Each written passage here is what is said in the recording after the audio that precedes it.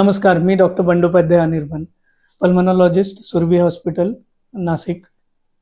मे महिन्यात सगळेच फिरायला जातात आणि तिथून आल्यानंतर सगळ्यांनाच त्रास होतोय. तर हे खूप सरप्राइझिंग आहे की जेव्हा आपण फिरायला जातो, कुठेही असो, भारतात असो, परदेशात असो, तिथं आपल्याला काहीच होत नाही.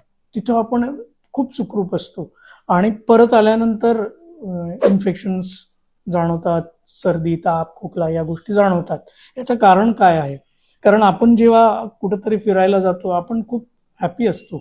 आपल्या शरीरात हॅपी हार्मोन्स असतात. डोपामिन असतं, सेरोटोनिन असतो, एन्डॉर्फिन्स असतात, ऑक्सिटोसिन असतं. त्याच्यामुळे आपली इम्युनिटी आहे ना खूप बूस्टेड असतो आणि त्याच्यामुळे आपण जेव्हा फिरत असतो आणि तेव्हा 10-10 किलोमीटर चालतो, इकडं जा, तिकडं जा, खाण्याचं काही पथ्य नसतात, काही नाही. आपण एकदम एन्जॉय करत असतो, तेव्हा आपण आजारी पडत नाही.